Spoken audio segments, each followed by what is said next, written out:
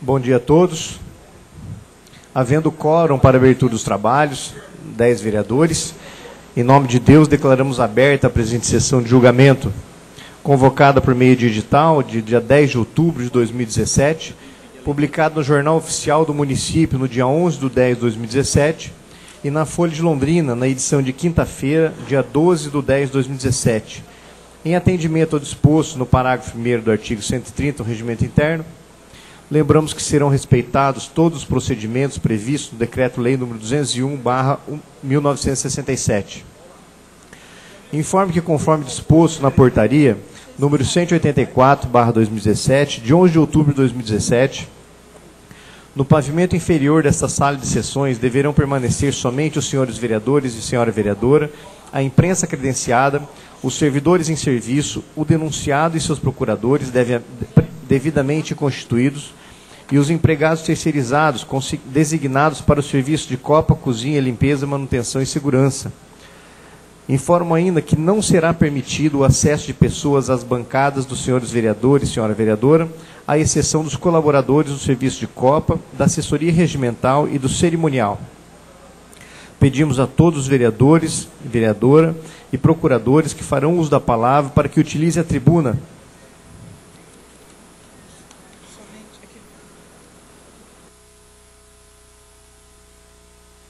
em razão da qualidade da imagem.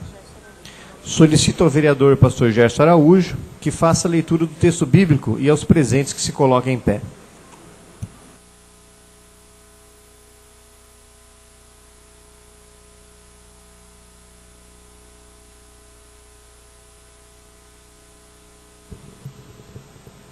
Bom dia a todos, faremos a leitura do Salmo 93. O Senhor reina, Ele está vestido de majestade. O Senhor se revestiu e cingiu de fortaleza. O mundo também está firmado e não poderá vacilar. O teu trono está firme desde então, tu és desde a eternidade. Os rios levantam, ó Senhor, os rios levantam o seu ruído, os rios levantam as suas ondas, mas o Senhor nas alturas é mais poderoso do que o ruído das grandes águas e do que as grandes ondas do mar. Muito fiéis são os teus testemunhos, a santidade convém à tua casa, Senhor, para sempre. Amém.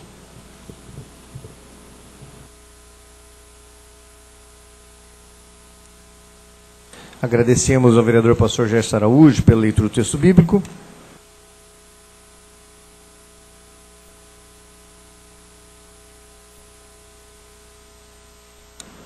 Informamos que, conforme dispõe o parágrafo 2º do artigo 130 do Regimento Interno, foram distribuídas cópias da denúncia, esta em 14 de setembro de 2017, bem como do parecer final da comissão processante em 10 de outubro de 2017, aos senhores vereadores e à senhora vereadora, à exceção do denunciado, que se recusou a receber os documentos, inclusive a intimação para a presente sessão em 10 de outubro de 2017. Informamos ainda que cópias da denúncia haviam sido anteriormente fornecidas ao denunciado e que a cópia integral dos autos do processo estão à disposição dos vereadores para consulta. Esclarecemos a todos que, em decorrência da representação protocolada pela munícipe Regina Maria Mâncio, em 10 de março de 2017, a mesa executiva formalizou denúncia em face do vereador Emerson Miguel Petrive, Boca Aberta, por suposta conduta incompatível ao decoro parlamentar, com fulcro no artigo 9º, inciso 2º do Código de Ética, e ainda no artigo 7º, inciso 1º do Decreto-Lei nº 201 de 1967, em razão de realização de, abre aspas, solicitação de recebimento de dinheiro para pagamento de multa eleitoral no valor de R$8.000, fecha aspas. Admitida a denúncia pelo plenário, em 6 de julho de 2017, foi constituída a comissão processante em 13 de julho de 2017, que concluiu pela procedência dessa denúncia.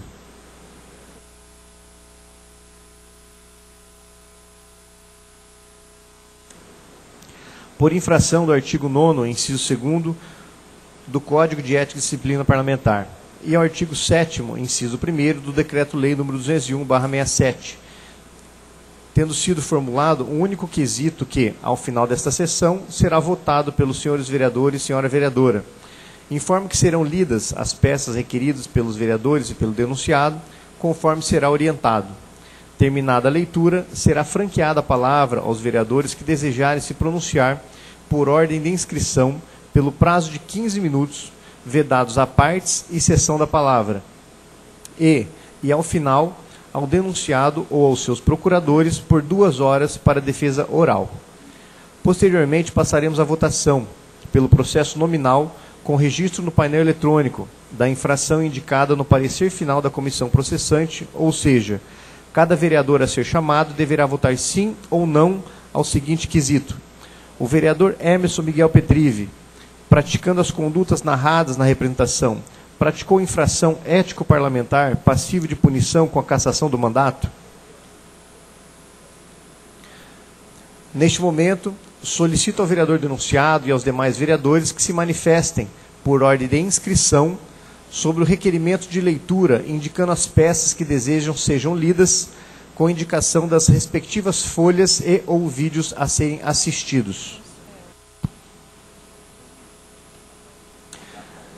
Essa presidência solicita que os vereadores, procuradores, façam a inscrição.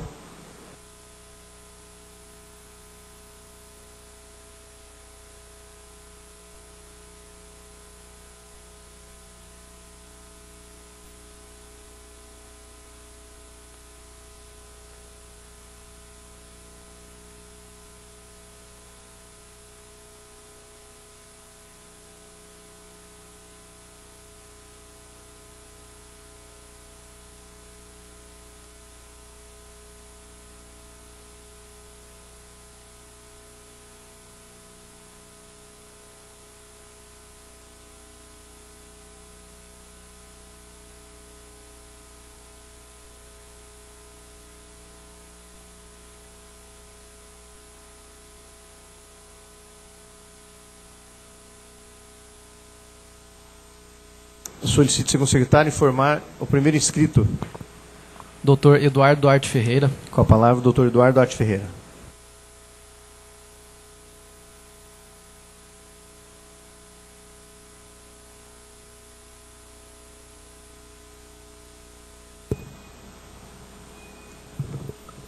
Excelentíssimo senhor presidente, excelentíssima senhora vereadora, excelentíssimos senhores vereadores, meus colegas advogados, meus companheiros de luta, independentemente, senhor presidente, dos questionamentos que virão depois da leitura das peças que ora destaco, e farei esses requerimentos tão logo seja concluído tal expediente, a defesa, arrimada no Decreto-Lei 201, requer a leitura das seguintes peças. Senhor presidente, inicialmente, a defesa requer o integral conhecimento, através da leitura, da peça de acusação lançada pela cidadã Regina Maria Mâncio, as folhas 1 a 7 do processo em questão.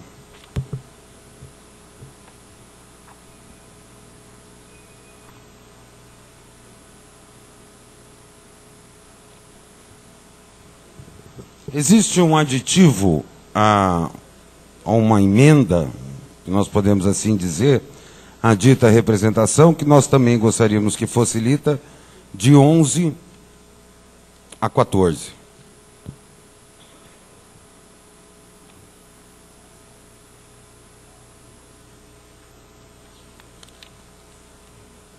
A defesa solicita também a leitura da primeira peça de defesa, as folhas 51 barra 59,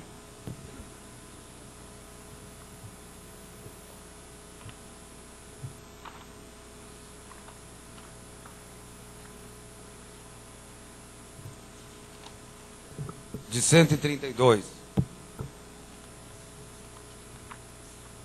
a 150,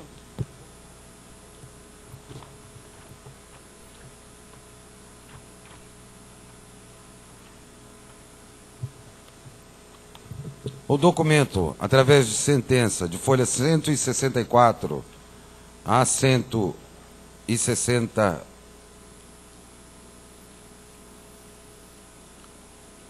a 171, até a sua metade. O documento de folha 172 a 178.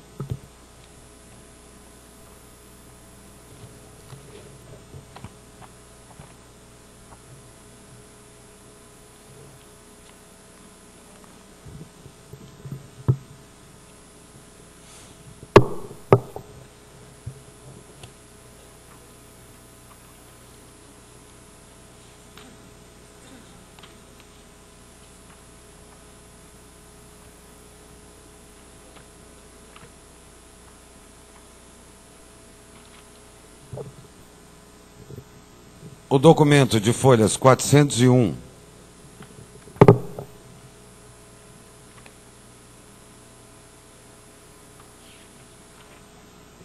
a 449, folhas 450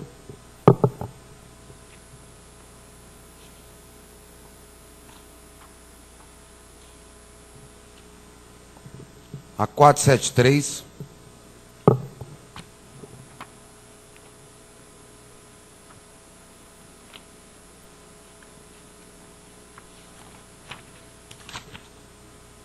são essas as peças do processo que requer seja deferida a leitura com a presença dos senhores julgadores. Obrigado, senhor presidente.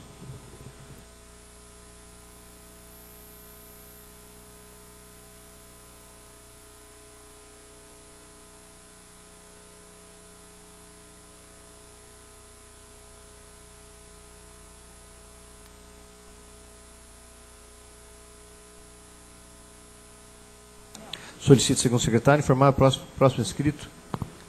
Vereador professor Rony Alves. Com a palavra do professor Rony Alves.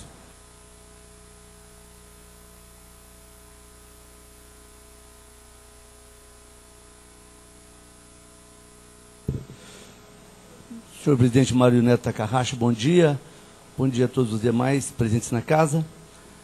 Senhor presidente, eu não consegui acompanhar as citações das páginas feitas pelo advogado. Eu não sei se talvez eu vá repetir alguma, mas talvez Vossa Excelência e a mesa podem conferir, por gentileza. Eu queria solicitar que fosse permitida a leitura da denúncia da página 121 até a página 124.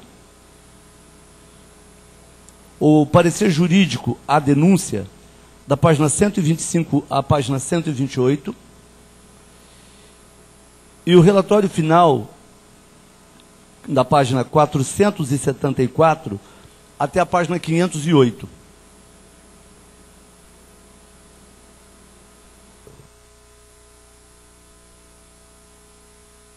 Obrigado, senhor presidente.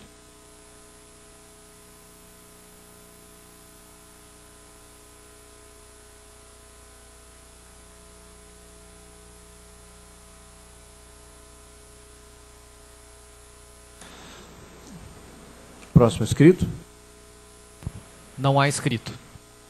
Essa presidência fará a leitura dos documentos indicados. Caso haja alguma correção, solicito as pessoas que fizeram as menções dos documentos que façam aqui o alerta a esta mesa. Peço de acusação da página 1 à página 7. Aditivo à acusação da página 11 à página 14. Defesa da página 51 a 59, da página 132 à página 150, da sentença da página número 164 à página 171 até a metade, e da página 172 à página 178. Também documentos do número 401 até 449 e do número 450 até 473. Também foi solicitada a leitura da denúncia da página 121 à página 124, do parecer jurídico da página 125 à página 128 e também do relatório final da página 474 até a página 508. Confere?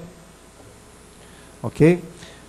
Não havendo mais inscrito, encerra-se o prazo de solicitação para a leitura de quaisquer documentos e exibição também de documentos ou vídeos na sessão de hoje.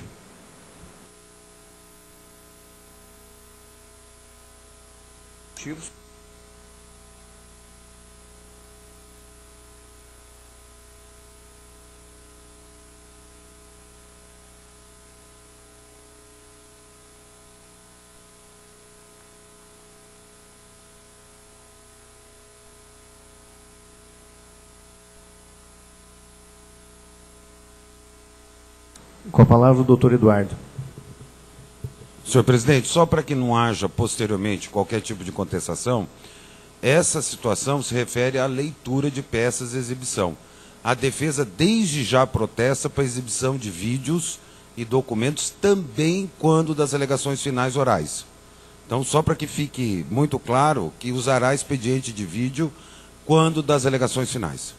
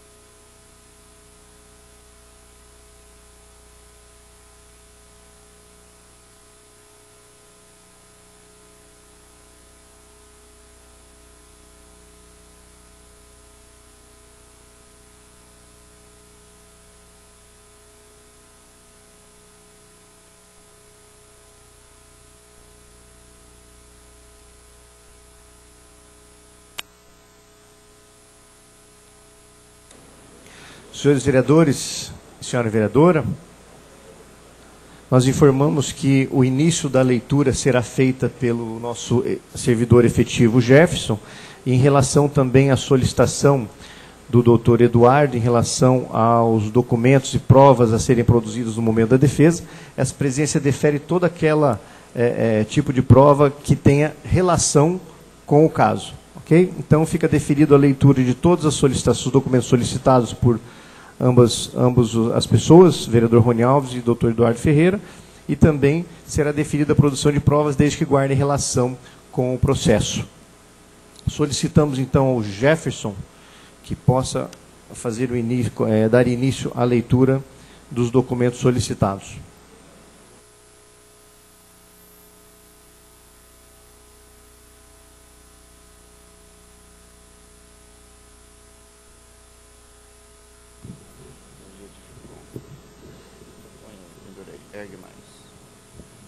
Jefferson, só um minuto, por gentileza. Até para dar ciência a todos que nos assistem no dia de hoje, vou fazer a leitura de uma portaria que foi emitida na data de hoje, portaria número 186, de 15 de outubro de 2017, presidente da Câmara Municipal de Londrina, Estado do Paraná, no uso de suas atribuições legais e considerando convocação para a sessão de julgamento para 15 de outubro de 2017, considerando o não preenchimento da capacidade total das galerias da Câmara Municipal de Londrina na data estipulada, conforme portaria número 183/2017, e, considerando as senhas remanescentes da capacidade permitida, resolve, artigo 1º, determinar que na data de 15/10/2017, a partir das 8 horas da manhã, será realizado novo cadastramento para retirada de senhas para o acesso às galerias da Câmara Municipal de Londrina, com o intuito de acompanhar a realização da sessão de julgamento. Artigo 2º, determinar que as senhas de entrada e de permanência nas galerias da Câmara Municipal de Londrina sejam fornecidas mediante cadastramento que se dará por ordem de chegada e por meio da apresentação dos seguintes documentos: cédula de identidade ou documento oficial com foto, CPF e comprovante de residência atualizado. Parágrafo 1º. O cadastro e entrega de senha será realizado de forma individual e intransferível. Artigo 3º. Determinar que a liberação para cadastramento e retirada de senhas ocorrerá para o número de pessoas até a capacidade máxima permitida em intervalo de 1 hora, conforme a orientação do Serviço de Segurança. Registre-se e afixe-se. Edifício da Câmara Municipal de Londrina, 15 de outubro de 2017, assina Mário Takahashi, presidente da Câmara Municipal. Por favor, Jefferson. Senhor presidente, senhores vereadores, senhora vereadora, damos início à leitura das peças solicitadas, iniciando com a primeira peça, que vai da página 1 à página 7. A mesa executiva da Câmara de Vereadores de Londrina, Regina Maria Amâncio, cidadã brasileira, solteira, servidora pública. Só um minuto.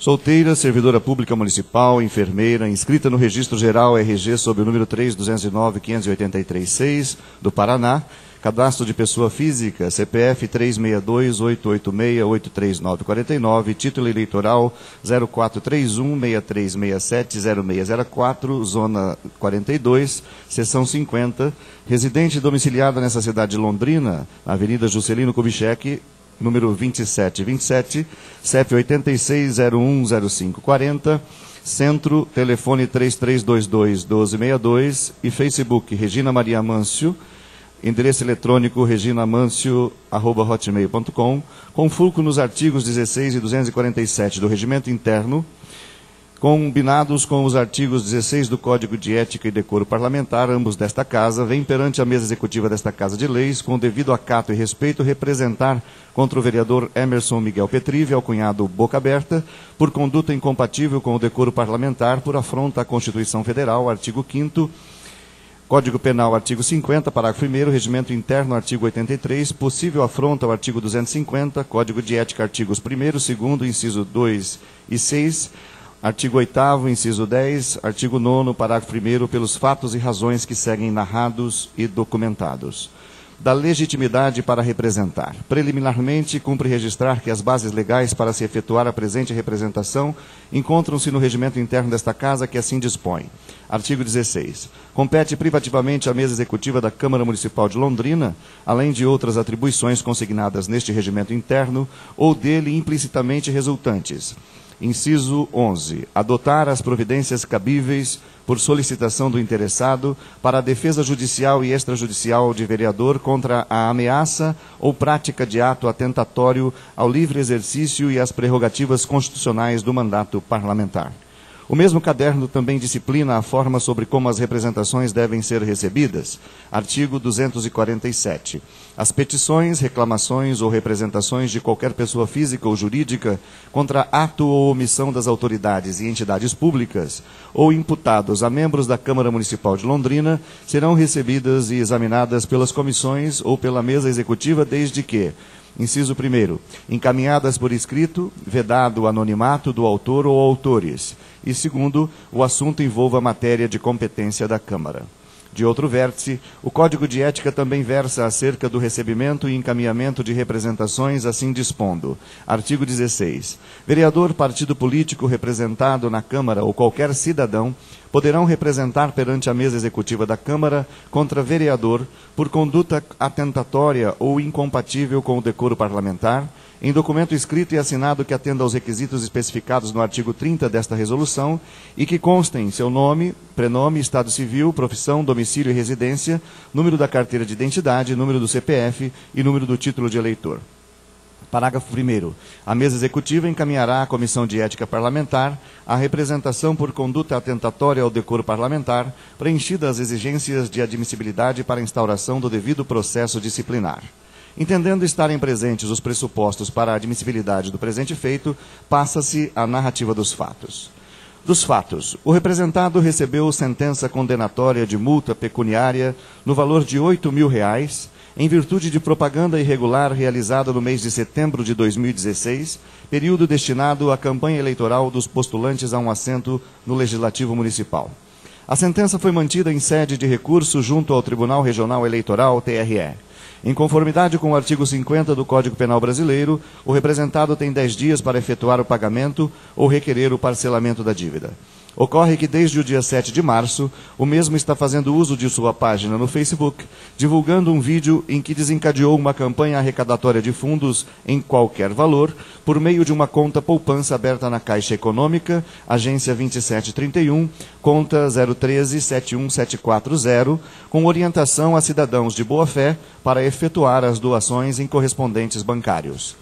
Das sentenças condenatórias. É preceito constitucional no solo pátrio que não haverá pena coletiva. Assim, cada condenado receberá sentença em caráter pessoal, não podendo transferi-la para outrem, conforme se depreende da leitura do artigo 5º.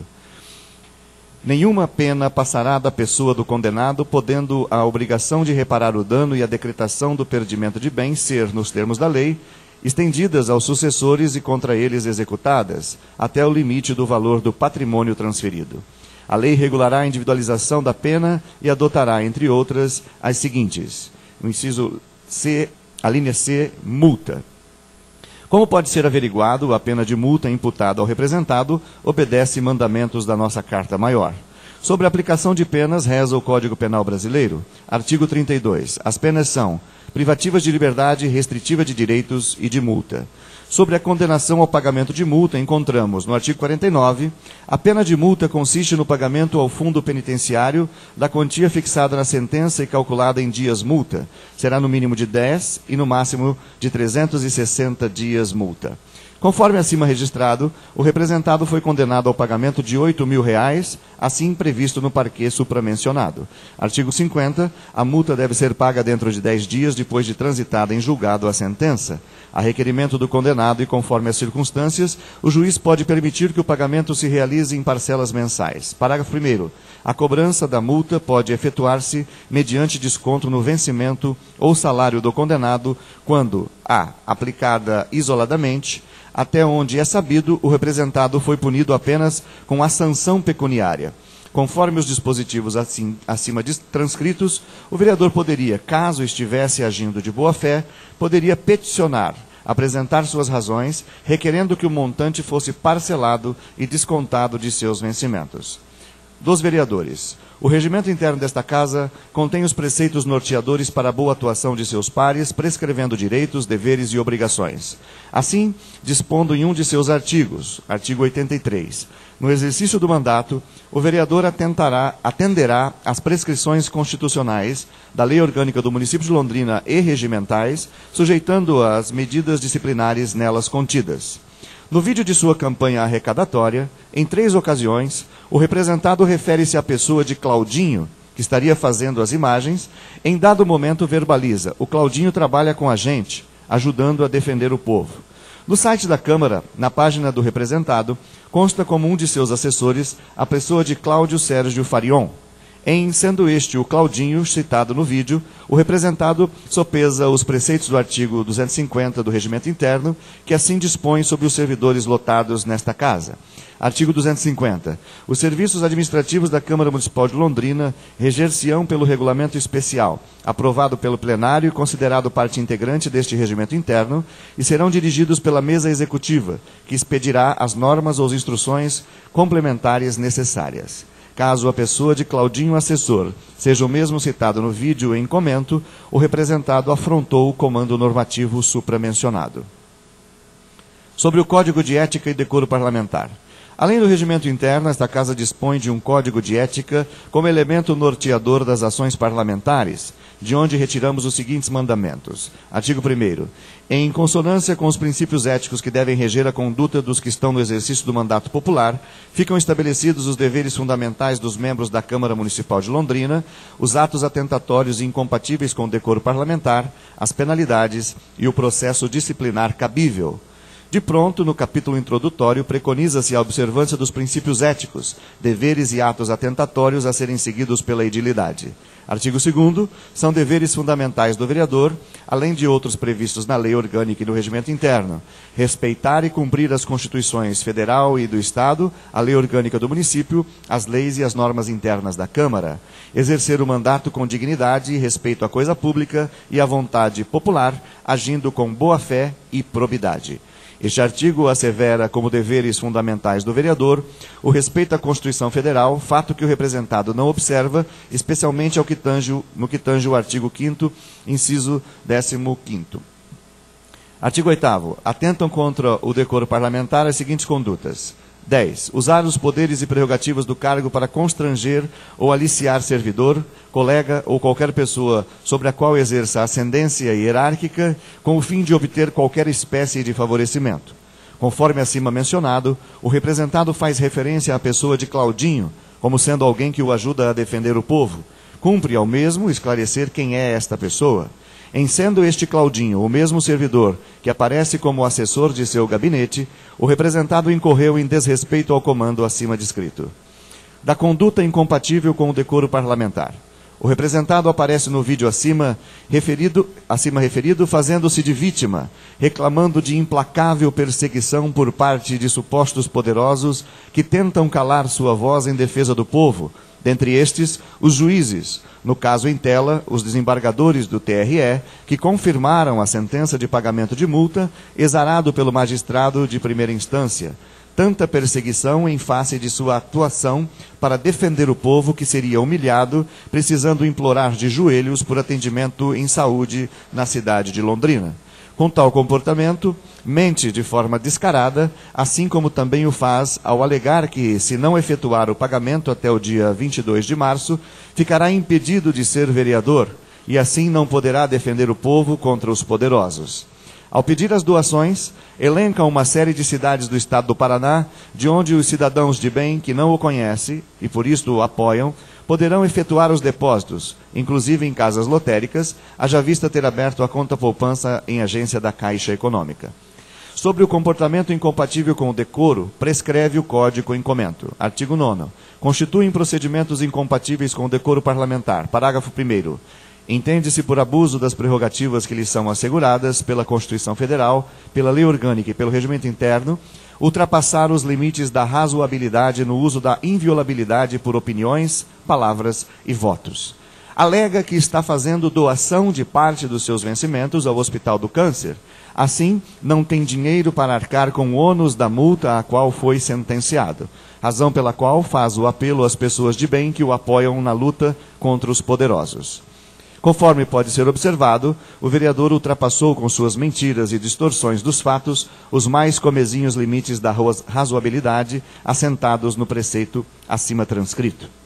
Da presente representação, considerando que o representado é useiro e vezeiro em valer-se de sua conta na rede de relacionamentos Facebook para prolatar mentiras e atacar seus supostos inimigos, considerando que desta feita o representado ataca o judiciário e médicos da rede municipal de saúde de forma assintosa e despudorada, configurando incitação à desobediência e à violência, considerando que prolatar e divulgar mentiras é conduta incompatível com o decoro parlamentar, causando descrédito a esta Casa de Leis, considerando o princípio constitucional da individualização da pena e que o representado tenta, com sua campanha arrecadatória, partilhar a sua com terceiros de boa-fé, recorremos à mesa executiva desta Casa para requerer. Primeiro, o acolhimento da presente representação. Segundo, o encaminhamento para apreciação da Procuradoria Jurídica. Terceiro, a abertura de procedimento pertinente para averiguar o que se alega. Quarto, oitiva desta requerente. Quinto, concessão de ampla defesa ao representado. Sexto, apresentação das atribuições conferidas aos ocupantes do cargo de assessor parlamentar. Sétimo, oitiva do servidor Cláudio Sérgio Farion. Oitavo, em face aos vídeos contendo agressões morais a cidadãos divulgados pelo representado, pede-se vênia para apresentar o rol de testemunhas em momento oportuno. Para comprovar o alegado, anexamos como documentos comprobatórios 3 impressões gráficas e cópia impressa em CD-ROM extraídas da conta do representado na rede de relacionamentos Facebook. Pede e espera acolhimento, Londrina, 10 de março de 2017, assina Regina Maria Amâncio. Esta, senhor presidente, foi a leitura da primeira peça destacada. Passamos a seguir a leitura da segunda peça, que vai das páginas 11 à página 14.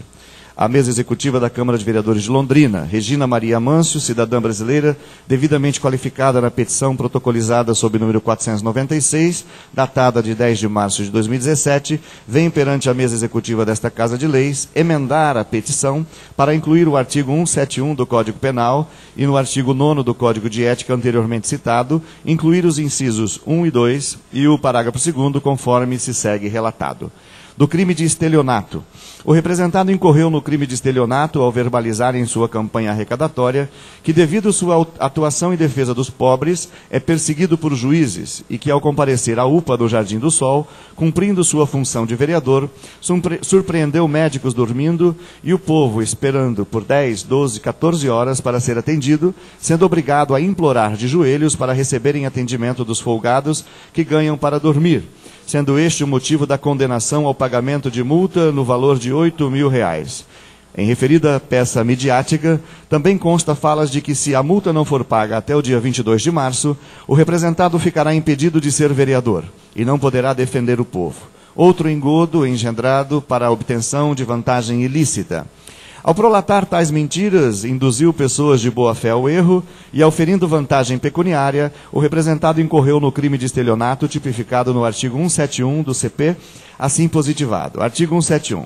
Obter para si ou para outrem vantagem ilícita em prejuízo alheio, induzindo ou mantendo alguém em erro, mediante artifício, ardil ou qualquer outro meio fraudulento. Parágrafo 1º. Se o criminoso é primário e é de pequeno valor o prejuízo, o juiz pode aplicar a pena conforme o disposto no artigo 155, parágrafo 2º. Ao mentir sobre a natureza da condenação ao pagamento de multa, que não é de pequeno valor, o representado visava beneficiar-se com o montante arrecadado, bem como com a impunidade que campeia desbragrada no solo pátrio. Da lei eleitoral. A multa que o representado foi condenado a pagar é referente à campanha que o mesmo protagonizou na UPA, acima referida no mês de setembro de 2016, período legalmente designado a atividades de campanha eleitoral, porém com vedação ao uso de recintos públicos, conforme determina a Lei Federal 9.504, de 30 de setembro de 1997, que estabelece normas para eleições nos seguintes termos. Artigo 37.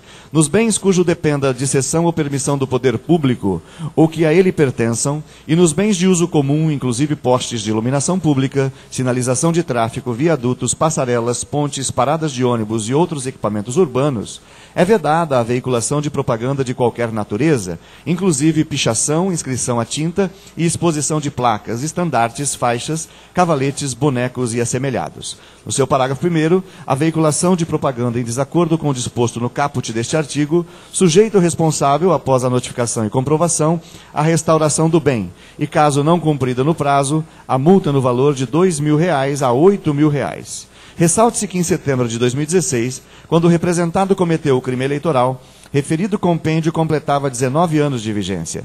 O legislador pátrio, entendendo a cinética do processo eleitoral, assentou no artigo 105 do mesmo caderno que o Tribunal Superior Eleitoral, TSE, tem até o dia 5 de março do ano da eleição para expedir instruções complementares. Assim, o TSE baixou a resolução número 23.457, de 15 de dezembro de 2016, cujo teor normatiza a aplicação da lei eleitoral, suprindo falhas, adequando-a às necessidades do pleito de 2016. Estas resoluções têm peso de lei. Do Código de Ética e Decoro Parlamentar. Conforme consta na mídia em CD-ROM, acostado à peça inicial, o representado mente ardilosamente, sem freio ou brida, com o fito de enganar, ludibriar pessoas de boa-fé com o fito de obter valores pecuniários. A redação que se busca dos mandamentos do capítulo 4 do Código de Ética e Decoro Parlamentar desta Casa, citado na petição que ora se emenda, é a que se segue. Artigo 9º. Constituem procedimentos incompatíveis com o decoro parlamentar. Inciso 1º. Abusar das prerrogativas que lhes são asseguradas pela Constituição Federal, pela Lei Orgânica e pelo Regimento Interno. 2º. Perceber a qualquer título em proveito próprio ou outrem, no exercício da atividade parlamentar, vantagens indevidas. Parágrafo 1º. Entende-se por abuso das prerrogativas que lhes são asseguradas pela Constituição Federal, pela Lei Orgânica e pelo Regimento Interno, ultrapassar os limites da razoabilidade no uso da inviolabilidade por opiniões, palavras e votos.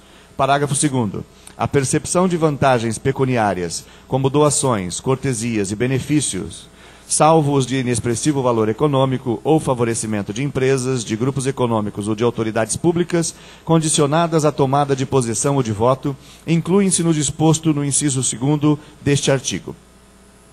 Pode-se ver de forma cristalina, analisando os comandos acima transcritos, que o representado abusa de suas prerrogativas ao receber vantagens indevidas na sua campanha arrecadatória. No que tange ao uso de palavras, mente para levantar a importância de R$ 8.000, a que fora condenado a pagar pela Justiça Eleitoral, montante que não é inexpressivo. Com suas atitudes, o representado sopesa de forma inequívoca o Código de Ética e Decoro Parlamentar, constituído para nortear as ações dos edis com assento nesta Casa. Da presente emenda, considerando que o crime de estelionato está devidamente tipificado no Código Penal e tem previsão de aplicação pena quando cometido e, no caso, em comento, foi divulgado pelo próprio representado, presente na mídia de CD-ROM anteriormente anexada. Considerando que o representado já disputou outros pleitos eleitorais, deveria conhecer as vedações que o parquê jurisdicional impõe aos candidatos em disputas eleitorais. Considerando que os abusos das prerrogativas engendrados em virtude do mandato que o representado ora desfruta, é motivo de descrédito para aqueles vereadores que respeitam as normas desta Casa. Considerando que o Código de Decoro Parlamentar desta Casa prevê sanções ao edil que o desacatar, tem a presente emenda o objetivo de requerer, primeiro, acolhimento da presente emenda, segundo, inclusão dos novos mandamentos legais e regimentais aos anteriores, terceiro, apreciação dos mesmos por esta mesa executiva, quarto, manifestação do representado acerca do que se alega. Pede e espera acolhimento, Londrina, 13 de março de 2017, assina Regina Maria Mâncio.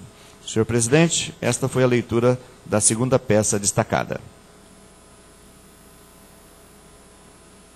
Passamos à leitura da terceira peça, que vai das folhas 51 a 59. Presidente da Câmara de Vereadores de Londrina, com caráter extensivo à mesa diretora. Urgente, incidente na representação 3/2017. Emerson Miguel Petrive, Boca Aberta, já qualificado como vereador no bojo da representação número 3/2017, por seu procurador infraassinado, vem à presença desta Casa com amparo normativo no artigo 5º, a linha A da Constituição Federal, arguir exceção de suspeição com fundamento no artigo 254, primeiro do Código de Processo Penal e artigo 1454 do Código de Processo Civil, e arguir exceção de impedimento com fundamento no artigo 144, nono do Código de Processo Civil, em desfavor dos horas vereadores Roberto Fu, Rony Alves, Júnior Santos Rosa e Jamil Janene, pelas razões de fato e de direito abaixo aduzidas. O excipiente vereador na cidade de Londrina, com a maior soma de votos na história de Londrina, e o vereador mais votado do Paraná no último pleito, tem em seu desfavor, em trâmite perante a Câmara Municipal de Londrina, a representação número 3/2017, que, em síntese, intitula-se ao excipiente a transgressão prevista no artigo 9º, 2 da Resolução 53/2003, e que, conforme o último parecer da Procuradoria da Câmara e o respectivo aceite da Presidência através da mesa, será realizado o procedimento de admissão de respectivo processo de cassação. A votação está pautada para a próxima quinta-feira, 25 de maio de 2017. Resumidamente, todos os vereadores participarão do quórum na qual delimitará o recebimento ou não da denúncia, em razão da representação número 3/2017, artigo 9º, segundo da Resolução 53 de 2003. Neste sentido, preocupado com o modus operandi do processamento da respectiva admissibilidade da denúncia, a defesa, com amparo normativo processual penal e processual civil, entende que 4 dos vereadores que contemplam a Câmara Municipal de Londrina, Paraná, não podem participar do quórum de votação em razão de possuir causas impeditivas e também suspeitas que colocariam em risco a imparcialidade do julgador em formular seu voto. Perceba que na sessão de admissibilidade da denúncia, os vereadores exercerão a figura de julgador, ora, magistrado. Seguindo, na legislação pátria, existem dispositivos que controlam a figura do juiz com causas de impedimento e suspeição. Artigo 144 e 145 do Processo Civil e artigo 254 do Código de Processo Penal. O artigo 144 há impedimento do juiz, sendo-lhe vedado exercer suas funções do processo. 9º, quando promover ação contra a parte ou seu advogado. Artigo 145. Há suspeição do juiz. 4. Interessado no julgamento do processo em favor de qualquer das partes. Artigo 254. O juiz dar-se-á por suspeito e, se não o fizer, poderá ser recusado por qualquer das partes. Primeiro, se for amigo íntimo ou inimigo capital de qualquer deles. A despeito, a Ruda Alvim preleciona que o réu, na oportunidade de dar sua resposta, que é o termo genérico, poderá não se preocupar inicialmente com as matérias preliminares da contestação, que é uma das espécies de resposta, e sem dúvida praticamente a mais importante, artigo 301, 1 a 11, e nem com o mérito. Poderá alegar vício que afeta a relação jurídica processual, referentemente à sua principal figura, o juiz, ou o órgão de que ele seja o agente. Assim, poderá deduzir por meio de exceção a incompetência relativa do órgão, a suspeição ou ainda o impedimento do juiz. O magistério de Fabiano Carvalho dispõe sobre o tema.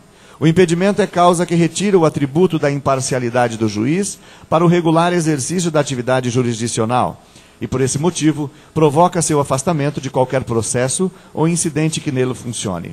A palavra juiz está empregada em sentido gênero para compreender qualquer magistrado, juiz, desembargador, ministro, que diante do impedimento fica-lhe vedado exercer suas funções no processo.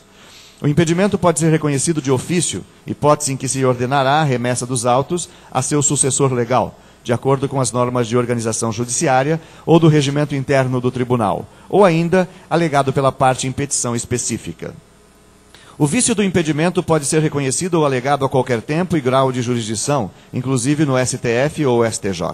A imparcialidade é requisito de validade do processo.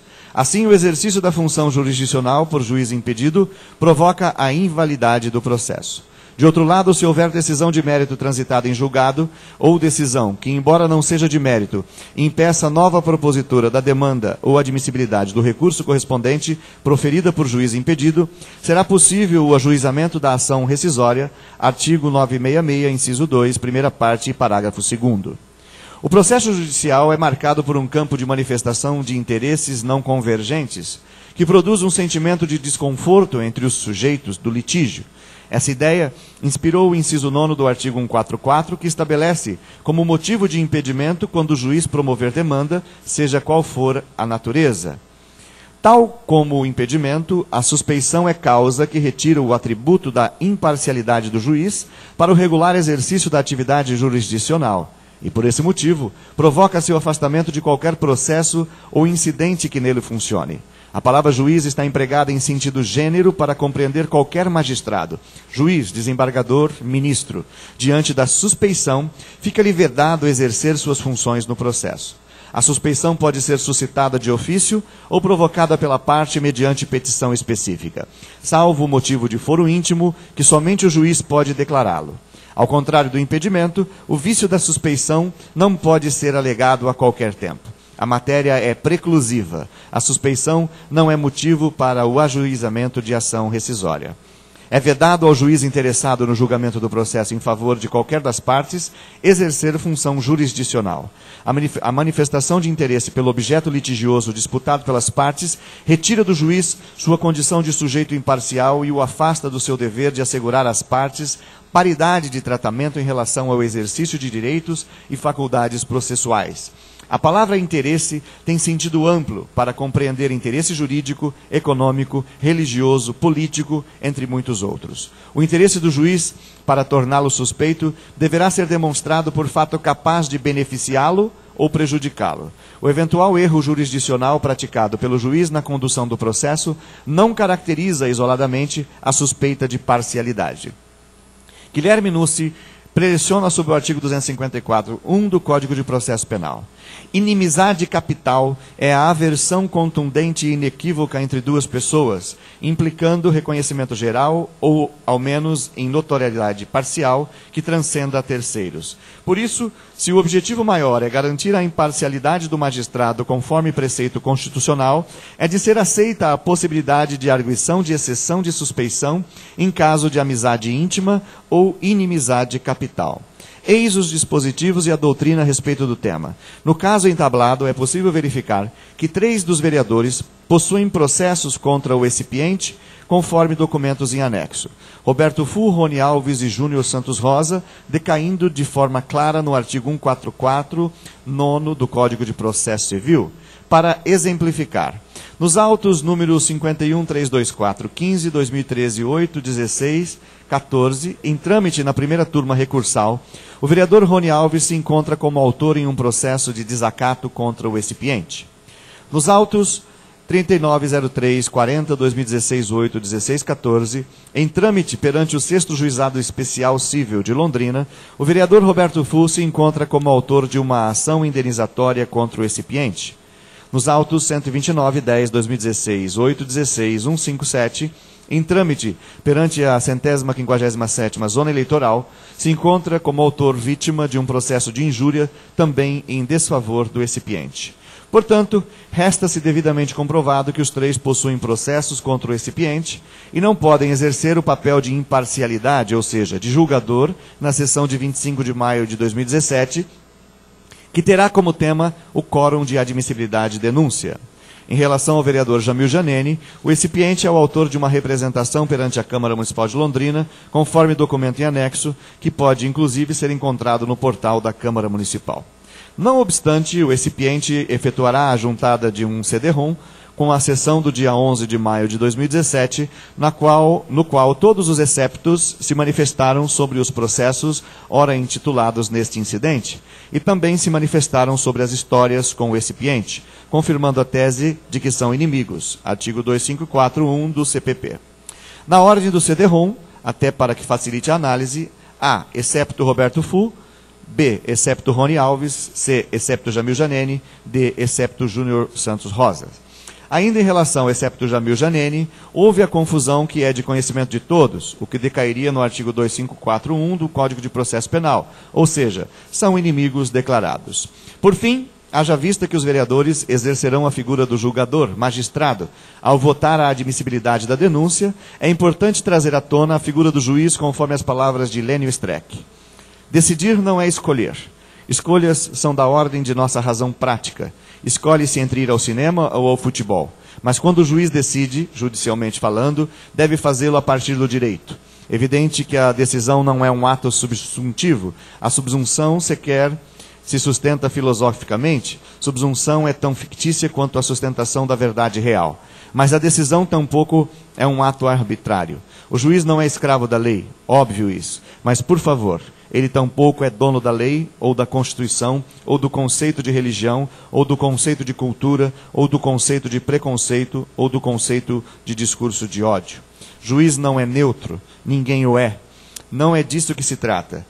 O que venho sustentando em meus escritos sobre teoria da decisão é que a subjetividade do juiz deve ser constrangida epistemologicamente, quer dizer, controlada pela intersubjetividade. Se o juiz não consegue suspender seus prejuízos, ele não pode e não deve ser juiz. Ele pode odiar ou amar algo, mas na hora da decisão isso deve ficar suspenso.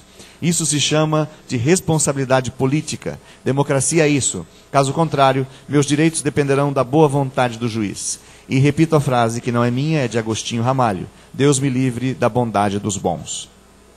Ante o exposto, requer-se que seja declarado o impedimento e a suspeição dos exceptos, ora vereadores Roberto Fu, Rony Alves, Júnior Santo Rosa e Jamil Janene, com fundamento nos artigos 144 nono e 1454, ambos do Código de Processo Civil e também do artigo 2541 do Código de Processo Penal, no que tange o quórum de votação para a admissibilidade da denúncia, representação 3/2017, do recipiente Emerson Miguel Petrive, Boca Aberta. Nestes termos, pede deferimento. Londrina, 18 de maio de 2017, assina o advogado Elias Chagas Neto.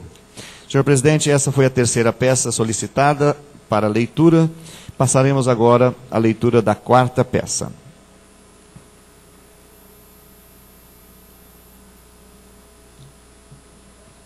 Câmara de Vereadores de Londrina, mesa executiva. Emerson Miguel Petrive, Boca Aberta, já qualificado como vereador nos autos da representação 3/2017 por seu procurador infracinado, vem à presença desta casa com fulcro nos princípios do contraditório e de ampla defesa, apresentar defesa prévia pelas razões de fato e de direito aduzidas. A representação 3/2017 tem como objeto uma irregular angariação de fundo pecuniário por parte do representado, ora vereador, para sanar uma multa de natureza penal oriunda de uma ação penal por propaganda irregular julgada pelo Tribunal Regional Eleitoral, recurso eleitoral número 2343/2016, 6.16.191. A representante alega que o representado incidiu em ludibriar parte da população. Alega ainda na exordial que, tecnicamente, é horrenda que o representado teria violado as disposições normativas do artigo 9º da Resolução 53/2003, Código de Ética e Decoro Parlamentar. Inicialmente, cabe destacar que a defesa se atentará a utilização de dispositivos inconstitucionais na representação 3/2017, b. já exauriu o prazo para a conclusão da representação e, portanto, deve ser arquivada com fundamento no artigo 21 da Resolução 53/2017, c. o impedimento e suspeição de alguns vereadores em votarem na sessão que será recebida a denúncia, d. no mérito, não há cometimento de crime ou qualquer situação que viesse a macular o mandato do representado ou que insurgiria em respectivo processo de cassação. A ação direta de inconstitucionalidade 11.48.057 decidiu pela inconstitucionalidade de normas que tratam da própria representação, em outras palavras, da instrumentalização, processo. Como consequência, necessário se mostra o reconhecimento da nulidade do artigo 25, parágrafo 4º, e artigo 53 da Lei Orgânica do Município de Londrina. Do artigo 254 do Regimento Interno da Câmara de Vereadores de Londrina, dos artigos 16, 24 até o 35 do Código de Ética e Decoro Parlamentar, e, por fim, das resoluções número 6 de 93 e 53 de 2003, ambas da Câmara de Vereadores, na parte referentes aos crimes de responsabilidade dos agentes políticos municipais. A despeito, resta bem evidente que, ao decidir pela inconstitucionalidade do artigo 16, do artigo 24 ao 35, a ideia do julgador foi se atentar à instrumentalidade, processo do direito material, haja vista que não podem ser utilizadas da Resolução 53/2003, e sim as que foram legisladas pela União, súmula vinculante 46. Foram utilizados em diversas oportunidades os dispositivos declarados já como inconstitucionais, inclusive após esta Casa assegurar ao Judiciário que seria utilizado o Decreto 201 de 67. Diante do exposto, entende a Procuradoria que os requisitos do artigo 30, incisos 1 a 3 do Código de Ética e Decoro Parlamentar foram, neste caso, preenchidos pela representação e sua emenda, de forma que nos moldes do artigo 29, parágrafo 2º, também da Resolução 53/2003, deve ser reconhecida pela mesa para a apresentação da denúncia, pois a hipótese não é de arquivamento por vício de forma. É o parecer datado em 6 de junho de 2017, assina o Procurador Jurídico da Câmara Municipal de Londrina, Miguel Ângelo Aranega. Além do eminente procurador, a própria mesa executiva também delibera a respeito das normas declaradas como nulas pelo Tribunal Paranaense. Ata da 7ª reunião extraordinária da mesa executiva, realizada em 13 de junho de 2017. Aos 13 dias do mês de junho de 2017, às 9h30, na sala de presidência da Câmara Municipal de Londrina, a mesa executiva da Câmara Municipal, sob a presidência do vereador Mário Takahashi e com a presença dos vereadores Ailton Nantes, Felipe Barros, Eduardo Tominaga, João Martins e Miguel Ângelo Aranega Garcia, procurador-geral, realizou-se a presente reunião extraordinária da mesa executiva da Câmara Municipal. O presidente da mesa deu início à ordem do dia. Primeiro, representação em face do vereador Emerson Petrive. A mesa executiva formalizou a denúncia contra o vereador Emerson Petrive, na forma do artigo 26, 2, 29, caput e parágrafo 2º e 30 do Código de Ética e Decoro Parlamentar. Em razão do exposto, o Procurador-Geral da Câmara, Miguel Aranega, manifestou que, por decisão do STF, há necessidade de oportunizar prazo de 10 dias para o representado se manifestar sobre a denúncia formalizada. Por fim, foi encerrada a presente reunião às 10 horas. Ata da 6ª reunião extraordinária da mesa executiva, realizada em 12 de junho de 2017. Aos 12 dias do mês de junho de 2017, às 10h30, na sala da presidência da Câmara Municipal de Londrina, a mesa executiva da Câmara Municipal, sob a presidência do vereador Mário Takahashi, e com a presença dos vereadores Felipe Barros, Eduardo Tominaga, João Martins e Miguel Ângelo Aranega Garcia, procurador-geral da Câmara de Londrina, e a ausência devidamente justificada do vereador Ailton Nantes, realizou-se a presente reunião extraordinária da mesa executiva da Câmara. O presidente da mesa deu início à ordem do dia.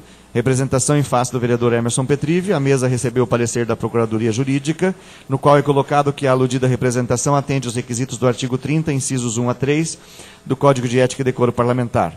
Foram, neste caso, preenchidos pela representação e sua emenda, de forma que, nos moldes do artigo 29, parágrafo 2º, também da Resolução 53/2003, deve ser conhecida pela mesa para a apresentação de denúncia, pois a hipótese não é de arquivamento por vício de forma. Desta forma, a mesa acatou o parecer jurídico e passou para a elaboração e formalização da denúncia. Em vista do exposto, os presentes marcaram a reunião extraordinária para o próximo dia 13 para apreciação da denúncia. Sendo assim, por se utilizar os dispositivos declarados como inconstitucionais e, portanto, nulos, requer-se o arquivamento da representação 3/2017, mas, especificamente, as folhas de 1 a 49 e 121 a 130. 3. Não se disso as questões relevantes elencadas no tópico anterior, há ainda uma questão intrínseca à representação. O prazo para sua conclusão, que já se encontra precluso. Explico. A Resolução 53/2003, Código de Ética e Decoro Parlamentar, expõe em 2 dispositivos o prazo decadencial de 60 dias para finalizar as respectivas representações contra membros do Parlamento Municipal. Artigo 21. Os processos disciplinares deverão estar concluídos no prazo de 60 dias, contados da data da sua instauração. Artigo 26, parágrafo 4º. O prazo para a conclusão dos procedimentos previsto no parágrafo 2º é de 60 dias, contados da data de recebimento de cópia da denúncia pelo vereador denunciado. Nesse sentido, a representação 3/2017 tem como respaldo normativo o artigo 21 da Resolução 53/2003, haja vista que o artigo 26 foi considerado inconstitucional em razão da ação direta de inconstitucionalidade número 114.80.50.7. Como consequência, necessário se mostra o reconhecimento da nulidade do artigo 25, parágrafo 4º e artigo 53 da Lei Orgânica do Município de Londrina, do artigo 254 do Regimento Interno da Câmara de Vereadores, do artigo 16, 24 até o 35 do Código de Ética e Decoro Parlamentar e, por fim, das resoluções 6/93 e 53/2003, ambas da Câmara de Vereadores, na parte referente aos crimes de responsabilidade dos agentes políticos municipais. Portanto, em razão da inconstitucionalidade por força da decisão do órgão especial do TJ Paraná, O único dispositivo vigente que serve de embasamento no caso entablado é o artigo 21 da Resolução 53 de 2003. Não é possível utilizar o prazo disposto no artigo 5º, 7 do Decreto 201/67, haja vista que o caput do respectivo dispositivo expõe que, o artigo 5º, o processo de cassação do mandato prefeito pela Câmara, por infrações definidas no artigo anterior, obedecerá ao seguinte rito, se outro não for estabelecido pela legislação do Estado respectivo. Sendo assim, em razão do próprio Decreto 201/67 delimitar a remessa para dispositivos específicos, quando há legislações especiais, e no caso invertente é a Resolução 53/2003, Código de Ética e Decoro Parlamentar, deve esta casa obedecer ao disposto no artigo 21 da respectiva resolução e determinar o arquivamento da representação 3/2017.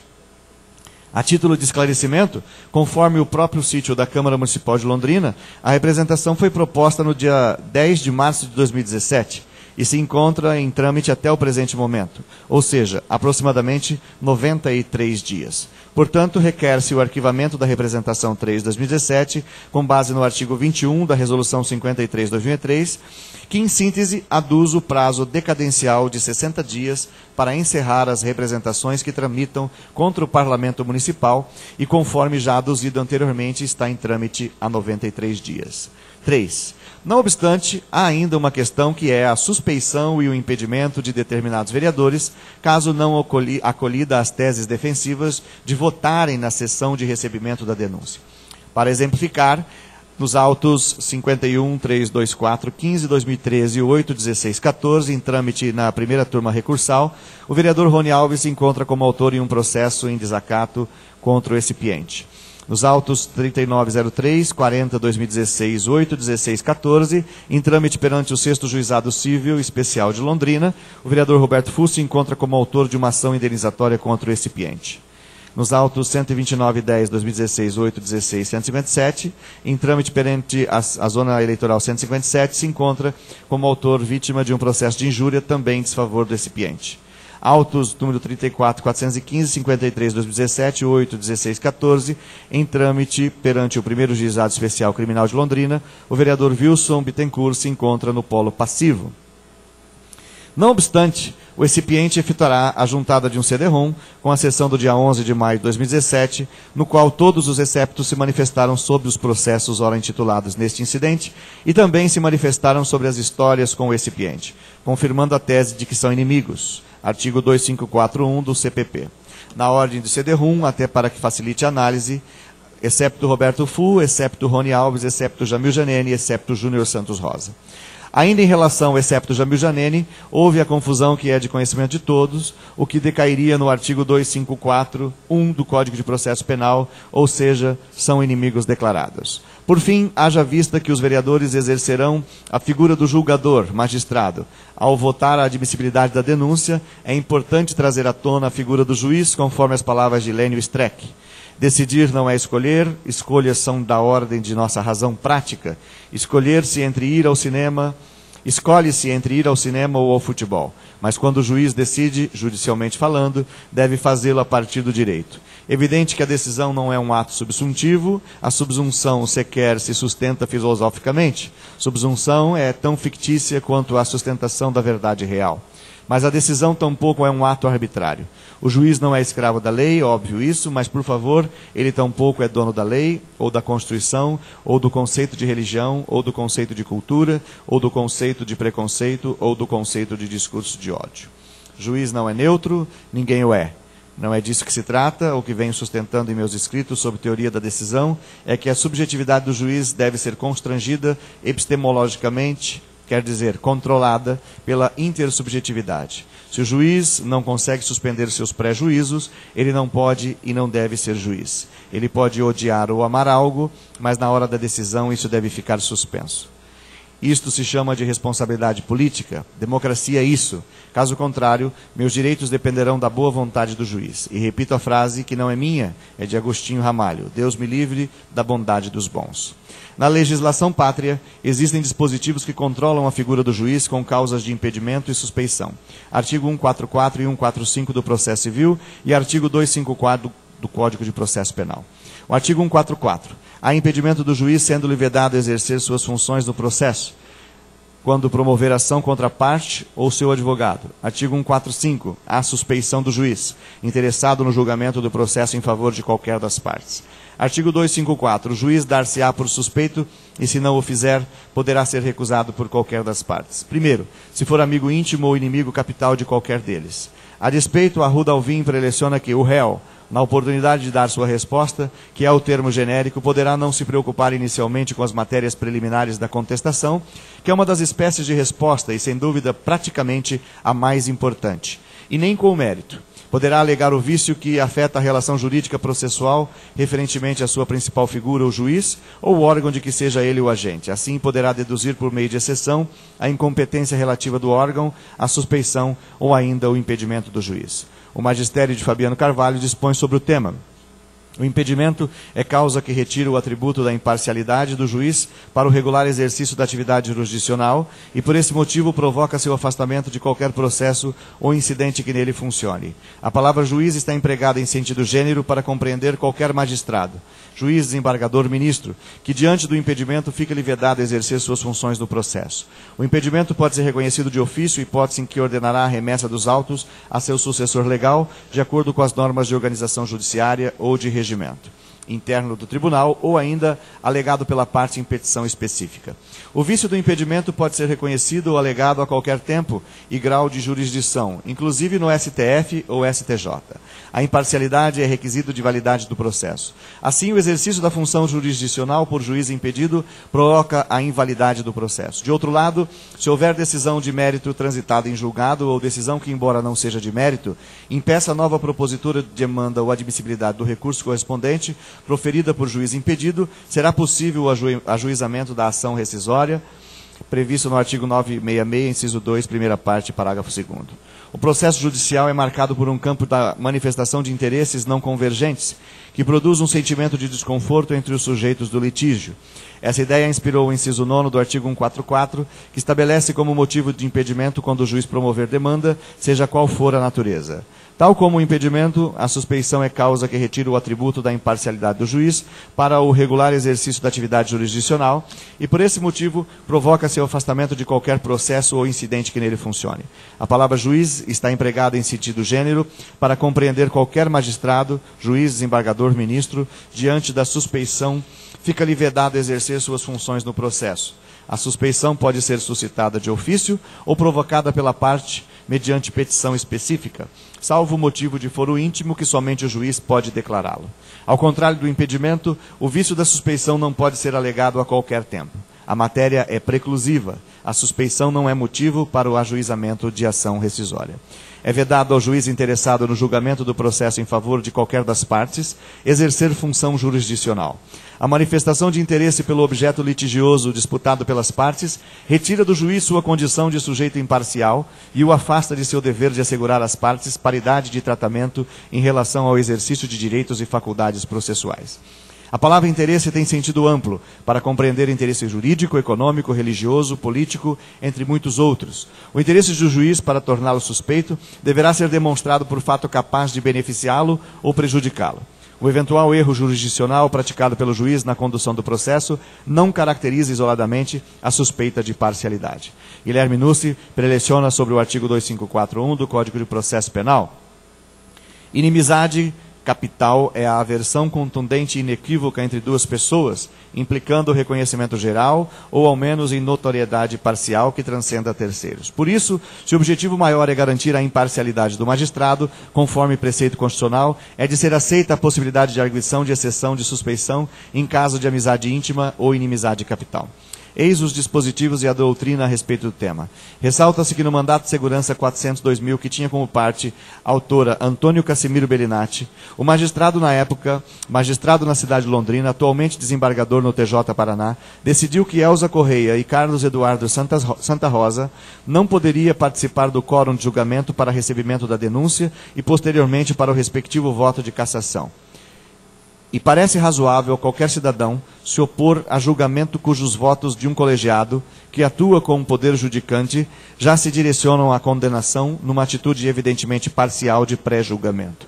Diante do exposto e de tudo mais que os autos constam, julgo procedente o presente mandato de segurança para, de consequência, confirmar a liminar concedida e, consequentemente, reafirmar o direito à substituição dos vereadores litisconsortes por seus respectivos suplentes. Decisão de âmbito municipal. Pelo exposto, requer que sejam impedidos de votarem na sessão de recebimento da denúncia Roberto Fu, Rony Alves, Júnior Santos Rosa, Jamil Janene e Wilson Bittencourt. 4. Dispõe exordial em síntese que o peticionário, ora vereador na cidade de Londrina, no exercício de seu mandato, tinha a intenção de irregularmente angariar valor pecuniário com o intuito de sanar multa arbitrada em razão do acórdão proferido pelo Tribunal Regional Eleitoral, cujo valor é de R$ 8.000. A exordial inicial com a devida vênia é totalmente confusa. Posteriormente, a mesa executiva, na data de 12 de junho, salientou que o representado em tese teria transgredido o artigo 7º, 1º do Decreto 201/67, ou seja, teria praticado improbidade administrativa. Sendo assim, a defesa se atentará somente à questão do artigo 7º, 1º do Decreto 201/67, haja vista que a exordial possui um amontado de dispositivos e não há sequer um pedido objetivo. Aliás, não deveria sequer o acolhimento da exordial em razão da ineficiência técnica. Dispõe o artigo 7º, 1º da Lei 201/67. A Câmara poderá cassar o mandato de vereador quando utilizar-se do mandato para a prática de atos de corrupção ou de improbidade administrativa. O próprio artigo 9º da Lei 8.429 de 92 dispõe a respeito. Constitui ato de improbidade administrativa, importando enriquecimento ilícito, ao ferir qualquer tipo de vantagem patrimonial indevida em razão do exercício do cargo, mandato, função, emprego ou atividade nas entidades mencionadas no artigo 1º desta lei.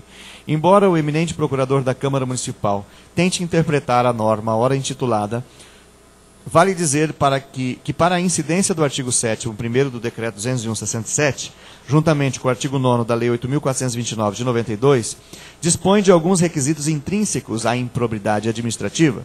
Inicialmente, conforme a vasta jurisprudência pátria, para a configuração da improbidade administrativa, é necessário a incidência do elemento subjetivo, dolo. O Superior Tribunal de Justiça, no recurso especial 980-706 do Rio Grande do Sul, já decidiu a respeito. O elemento subjetivo é essencial à caracterização da improbidade administrativa, sendo certo ainda que a tipificação da lesão ao patrimônio público exige a prova de sua ocorrência, mercê da impossibilidade de condenação ao ressarcimento ao erário de dano hipotético ou presumido. O magistério de Mauro Roberto Gomes Matos leciona que, para a tipificação do que vem encartado na conduta descrita no artigo 9º, deverão estar presentes os seguintes requisitos: dolo do agente público ou terceiro, vantagem patrimonial oriunda de um comportamento ilegal do agente público ou de terceiro, nexo de causalidade entre a ilicitude da vantagem obtida e o exercício funcional do agente público ou de terceiro. Além do elemento subjetivo, dolo, para a incidência da improbidade administrativa, a jurisprudência, juntamente com a norma, elenca outras questões objetivas, conforme o próprio artigo 9º da Lei 8.429 de 92, enriquecimento ilícito e o dano ao patrimônio.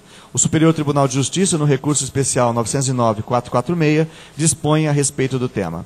Assim, a má-fé torna-se premissa do ato ilegal e ímprobo. A ilegalidade só adquire o status de improbidade quando a conduta antijurídica ferir os princípios constitucionais da administração pública, em se somar à má intenção do administrador. Em essência, conforme a doutrina, a improbidade administrativa seria uma imoralidade qualificada pelo dano ao erário e correspondente vantagem ao ímprobo ou a outrem. Portanto, é possível elencar 3 aspectos de ordem objetiva e subjetiva para a incidência da improbidade administrativa. A. Enriquecimento ilícito. B. Dano ao patrimônio. C. O dolo, elemento subjetivo. No caso entablado, com a devida vênia, até mesmo ao posicionamento do eminente procurador da Câmara Municipal, não houve a incidência de nenhuma das causas de improbidade administrativa, haja vista que não houve enriquecimento ilícito, pois o peticionário angariou, através de doações, o valor de R$ 1.400, conforme os documentos que serão acoplados na defesa, e, posteriormente, doou o dinheiro arrecadado para uma associação de animais e um projeto no conjunto Vista Bela, R$ 700 para cada, ou seja, não se enriqueceu ilicitamente. Não houve dano ao patrimônio, haja vista que não houve a participação da esfera estatal no episódio. No que tange ao elemento subjetivo, dolo, em nenhum momento o peticionário incidiu no respectivo elemento, tendo tão somente visado angariar fundos para sanar uma multa resultante de sentença condenatória penal, e que, posteriormente, 2 dias depois, anulou o projeto e o dinheiro arrecadado foi encaminhado para a Associação da Cidade de Londrina, ou seja, não há dolo específico em nenhuma situação. Ante os fundamentos elencados na defesa, diferente como aduziu pelo eminente procurador, não há configuração da improbidade administrativa por ausência dos elementos objetivos e subjetivos, não incidindo no artigo 7º, 1º do Decreto 201 de 67. Em relação à exordial, para que não passe em branco, a representante enumera inicialmente a incidência do artigo 9º, 2 da Resolução 53 de 2003. Artigo 9º, constituem procedimentos incompatíveis com o decoro parlamentar. 2. Perceber a qualquer título em proveito próprio ou outrem, no exercício da atividade parlamentar, vantagens indevidas.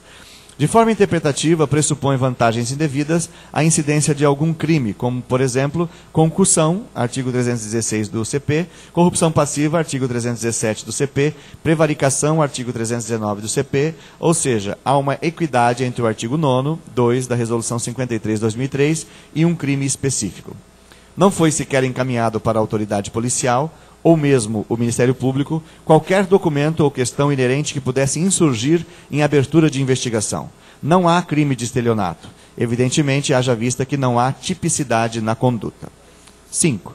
Ante o exposto, requer-se a nulidade das folhas 1 a 49 e 121 a 130 da Representação 3 de 2017, pois foram utilizados dispositivos declarados nulos pela ação direta de inconstitucionalidade 114.80.57. Não acolhido o pleito do parágrafo anterior, requer-se o arquivamento da Representação 3 de 2017, por se encontrar o prazo decadencial devidamente precluso, com fundamento no artigo 21 da Resolução 53 de 2017, conforme as razões expostas no item 3 deste petitório. Não recepcionado as teses defensivas, que seja determinado o impedimento e suspeição de Roberto Fu, Rony Alves, Júnior Santos Rosa e Jamil Janene e Wilson Mittencourt de votarem na sessão de recebimento da denúncia. Quanto ao mérito, por não haver transgressão do artigo 7º, 1º do Decreto 201/67, requer-se o seu arquivamento. Nestes termos, pede deferimento, Londrina, 29 de junho de 2017, assina o advogado Elias Chagas Neto. Senhor presidente, essa foi a leitura da peça. Passamos agora à leitura da próxima peça, que vai das páginas 164 a 171.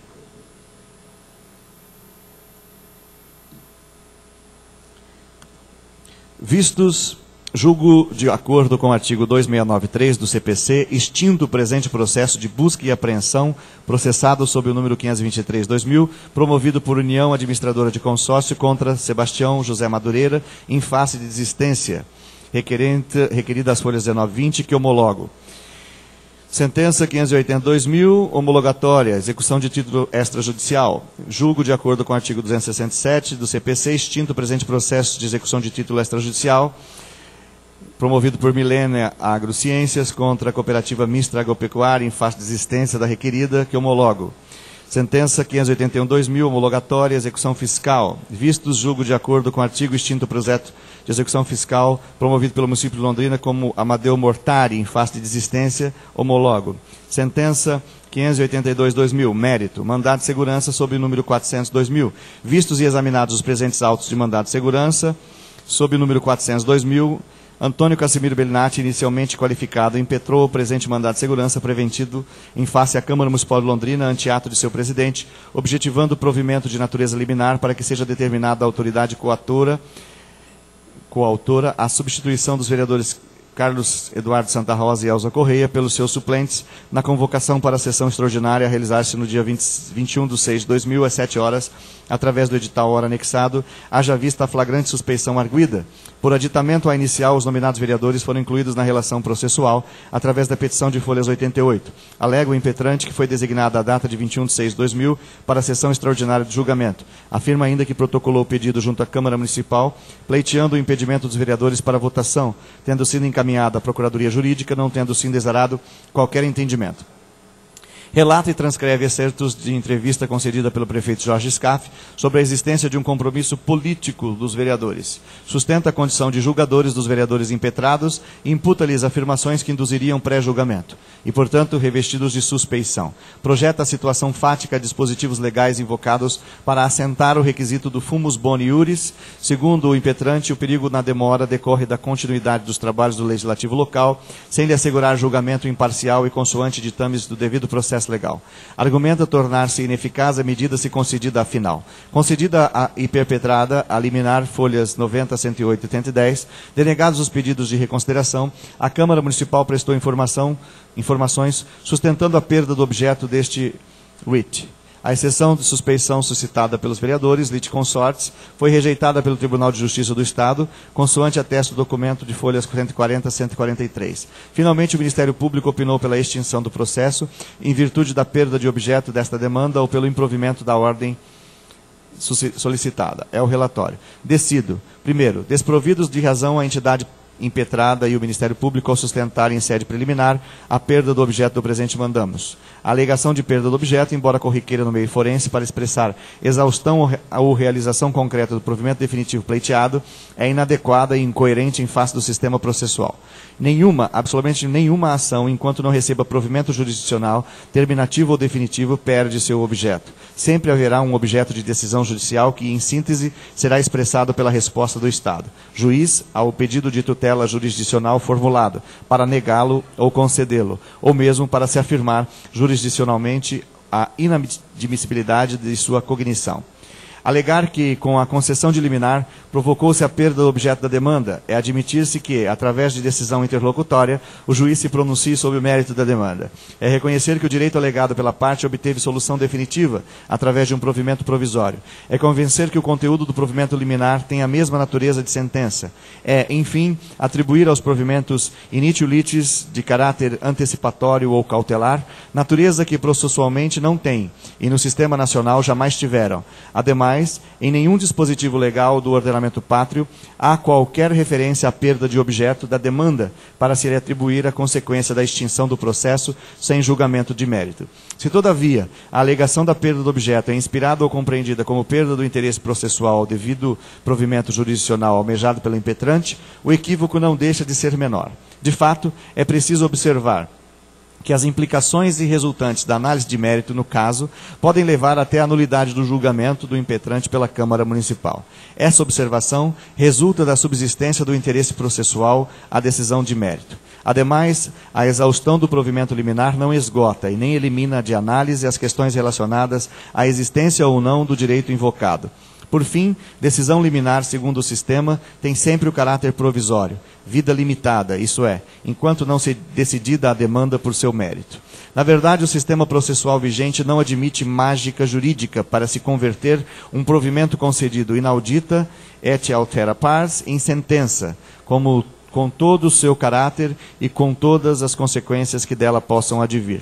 Transparece claro que eventual improcedência desta ação mandamental importaria, por certo, na cassação ou nulidade da liminar concedida, significando que, concretamente, a substituição de vereadores no ato de julgamento do impetrante, provimento concedido liminarmente, importou na participação de membros do Legislativo que não deveriam dele participar. Consequência inarredável seria, então, de que o colegiado legislativo, que julgou o promovente, compôs-se por membros estranhos, suplentes ao corpo legislativo municipal, a quem a lei deu atribuição de proferir julgamento de cassação de mandato. Então, desde que a decisão definitiva possa comprometer a validade da liminar, como ocorre no caso, subsiste o interesse processual ao provimento de mérito. Se a sentença definitiva do mandado de segurança pode, como na espécie, ocasionar a ineficácia ou nulidade da liminar concretizada, dado, principalmente, seu caráter antecipatório, desse reflexo da sentença definitiva, isto é, de retorno das partes ao statu quo ante, emerge o interesse processual ao provimento definitivo. E veja-se que, embora editada sob regime processual precedente, a súmula 405 do STF, e que subsiste, vigente no regime processual atual, dispôs: denegado o mandado de segurança pela sentença ou no julgamento do agravo dela interposto, fica sem efeito a liminar concedida, retroagindo os efeitos da decisão contrária.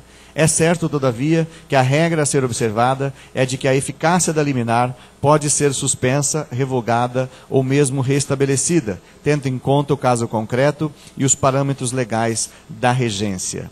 Mas no caso em análise, não se verifica qualquer circunstância que indique a subsistência da liminar na hipótese de eventual improcedência deste mandamus. Assim, inadmissível a extinção do processo sem julgamento de mérito quando, como acontece na espécie, a decisão da matéria compreendida neste capítulo pode implicar na validade ou na invalidade da liminar concedida e concretizada. No mérito, o direito afirmado pelo impetrante é inegável. De fato, já por ocasião da concessão da medida liminar, destacou-se o direito de qualquer cidadão a um julgamento justo, assim compreendido aquele órgão prolator da decisão, sob pena de invalidade, acoberte-se do caráter da imparcialidade. As razões ali dispendidas subsistem in totum como sustentáculos do direito alegado pelo impetrante. O ordenamento jurídico nacional esculpiu em norma constitucional a independência e harmonia entre os poderes da República. No exercício de suas funções, esses poderes não operam com exclusividade, pois constata-se que os órgãos estatais não exercem simplesmente as funções próprias, mas desempenham também funções denominadas atípicas, quer dizer, próprias de outro órgão. E é compreensível que pretenda exercer na própria esfera as três mencionadas funções em sentido material. A primeira indagação que sobressalta a análise em si, tratando de decisão a respeito, pedido de tutela jurisdicional que importuna a atividade de outro poder, diz respeito à admissibilidade, ou não, dessa interferência. No caso, as asserções iniciais apontaram o temor do impetrante quanto à deliberação da Câmara de Vereadores, no que concerne a aspecto relacionado à inabilitação judicante dos vereadores litisconsortes pela prática de condutas comprometedoras da imparcialidade.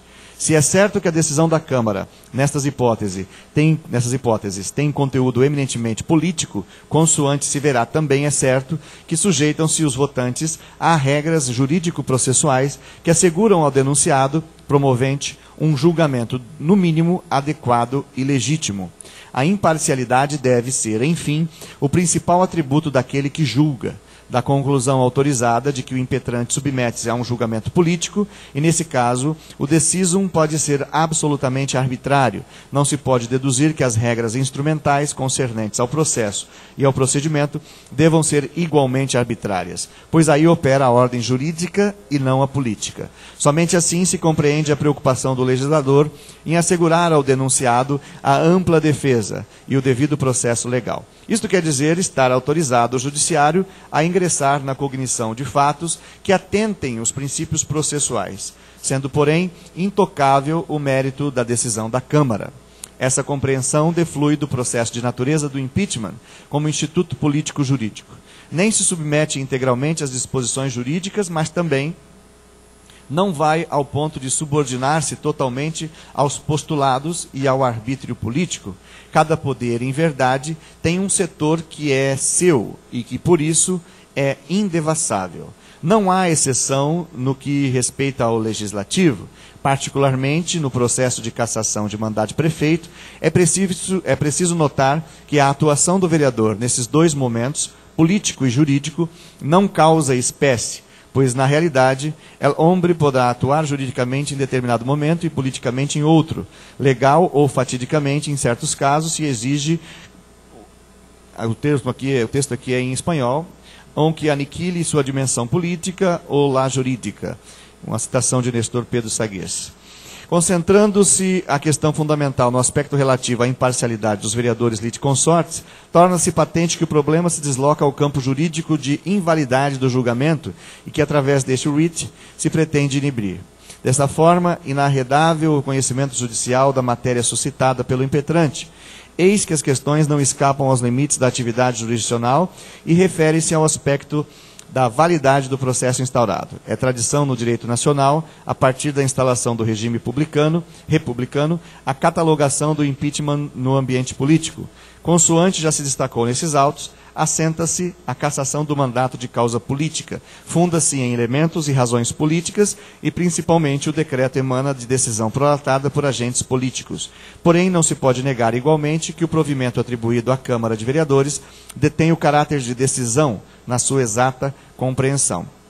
Daí ressaltar Dinamarco a importância da capacidade de decisão no círculo do poder. Tão importante é a capacidade de decisão na vida do Estado, que a ela tem sido assimilado com extrema frequência entre os cientistas da política o próprio conceito de poder. O poder político é realmente a capacidade de decidir imperativamente e impor decisões. E ainda observa com acuidade. Nessa noção que atende plenamente às manifestações jurisdicionais do poder, mas não só, está presente ainda a implícita alusão ao elemento sanção, que esse setor da doutrina decisionista costuma associar à capacidade de decidir. A instrumentalidade do processo. Ressalte-se que o processo de impeachment, por seu turno, não tem caráter essencial e eminentemente político, até mesmo porque não é fácil estabelecer limites entre o discricionário e o não discricionário, tão entremeadas sobre as questões com uma e outra característica, alternadamente postas em relevo por quem entre a analisar o Instituto. Mas adverte o jurista Paulo Brossard, é insuficiente para explicar a não ingerência dos tribunais em questões referentes a processos de responsabilidade a alegação prestigiada ao demais pela Corte Suprema, segundo o qual o impeachment é questão de natureza, exclusivamente política. Isto porque, a despeito de ser intenso o teor político do processo, e apesar de ter ele lances de inegável discricionariedade, não constitui impeachment questão exclusivamente política na acepção jurídica do termo, pois não é processo que desencadeia a inteira discricionalidade do Congresso, no caso, Câmara Municipal, em área deixada em branco pela lei. Ao contrário, os poderes exercitados pela Câmara e pelo Senado intestam, a cada passo, com direito da autoridade processada. Então, mesmo que a decisão proferida tenha o caráter político, não se pode negar que as regras relativas aos elementos subjetivos daqueles que vão julgar têm caráter processual. E por isso, também não se pode negar ao impetrante o direito de conter o processo instaurado nos limites da legalidade e, de modo particular, no círculo das garantias constitucionais reservadas a qualquer cidadão. E assim é porque até mesmo a legislatura tem de agir de acordo com a lei, não com as conveniências, porque no exercício desta prerrogativa, o Congresso é um tribunal, não uma entidade política. Ou na expressão consagrada por Thomas Jefferson, must be secundum non ultra legem. Se a Câmara Municipal se reveste do poder de julgar, incita a exigência de seus membros atuarem com imparcialidade. De fato, o legislativo local, nesse caso, delibera com o poder que foi outorgado a seus membros. Atua poder emanado diretamente do povo, e a decisão exarada, inapelavelmente, produz interferência na esfera jurídica dos direitos políticos de outrem. Inegável também que a decisão se reveste do caráter de imperatividade e definitividade. Ora, se assim é, transparece irrefutável a observação de que a Câmara, através de seus membros, em processos dessa natureza, profere verdadeiro julgamento do prefeito municipal face às acusações que foram objeto de apuração e análise pela comissão processante. Um julgamento com objetivos e resultados políticos, mas sempre um julgamento, que, segundo o ordenamento vigente, há de preservar regras e garantias reservadas a todos os cidadãos que se submetem a processos e procedimentos de qualquer natureza que sejam. Isso evidencia-se tão certo que o próprio diploma legislativo, ao traçar o rito a ser seguido no processo de cassação, fez 4 referências ao termo julgamento do prefeito. Decreto-Lei 201 de 27 de fevereiro de 67, artigos 4, caput, artigo 5º, inciso 1º, inciso 6º e inciso 7º. E mais, dispõe expressamente sobre as providências nas hipóteses de condenação e absolvição, e por 9 vezes reproduz o termo processo. O julgamento através do impeachment, então, é ato de poder e de vontade. Importa numa atuação sobre a esfera jurídica de outrem. Resulta em ato defluente de fontes jurídico-políticas. A decisão da Câmara equivale, sob a luz da ordem jurídica vigente, a uma verdadeira sentença, materializada num decreto legislativo. O elemento mais aparente da similitude ao julgamento jurisdicional é traçado pelo mecanismo da substitutividade no ato do julgamento. E os vereadores exercitam o poder substitutivamente. E note-se que são exatamente essas as características mais marcantes da jurisdição. Nesse sentido, o impeachment, como ato de julgamento, embora formatado em razões e motivações políticas, opera-se via instrumentos processuais que são assegurados por garantias constitucionais reservadas a todos os cidadãos indistintamente. Dentre eles, o devido processo legal, cuja cláusula condensa praticamente todos os princípios e garantias processuais. Ninguém será privado da liberdade ou de seus bens sem o devido processo legal. Dentre elas, principal e fundamentalmente, a imparcialidade daquele que o julga.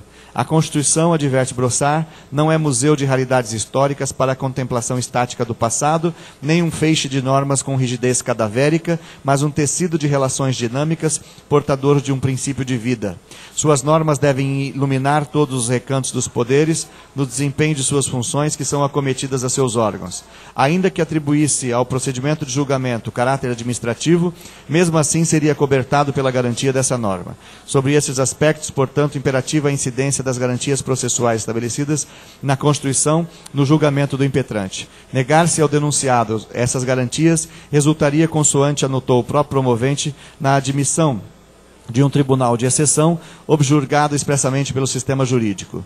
Dentre os postulados compreendidos no princípio de duas process of law, se insere a imparcialidade do julgador ou daquele que, em virtude de condição institucional, atua como juiz, versando sobre fatores que influenciam os julgamentos colegiados. Barbosa Moreira nota: a lei processual cabe traçar as grandes linhas, ao passo que dos pormenores cuida o regimento interno.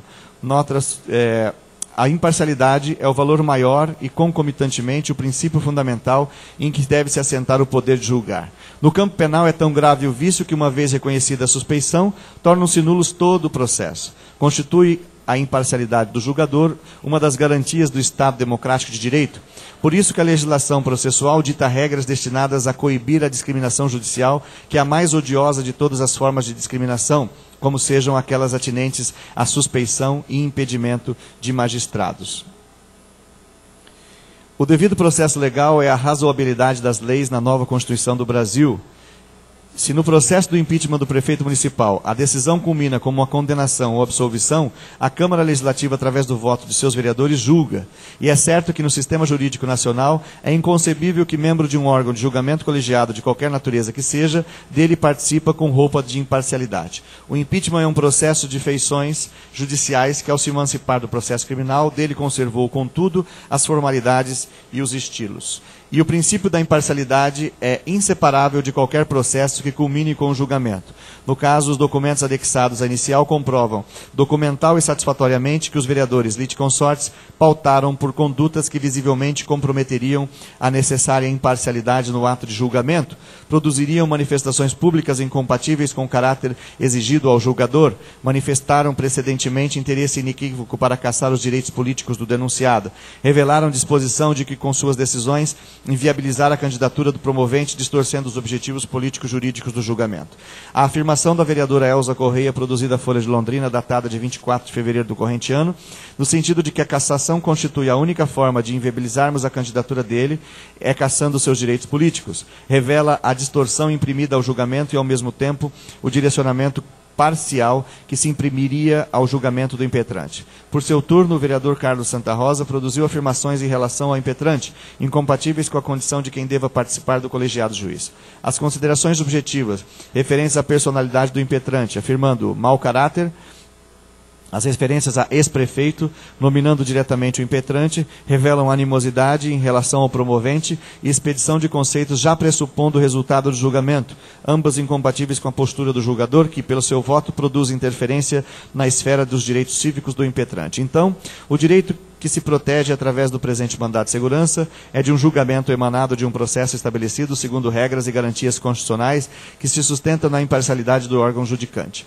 Negar esse direito ao impetrante é aplaudir a arbitrariedade, é submeter os nacionais aos poderes os poderes institucionalizados que, com abuso incontrolável de suas atribuições, com certeza fariam dos direitos individuais tabula rasa. Tais comportamentos respeitados à natureza e colaboração aos limites políticos do impeachment revelaram e continuam sendo, na realidade, impeditivos aos vereadores litisconsortes ao ato de julgar. O processo de impeachment, com qualquer outro, ao qual se submete um cidadão a julgamento para condená-lo ou absolvê-lo, exige um mínimo de conteúdo ético e de respeito às disposições jurídico-legítimas.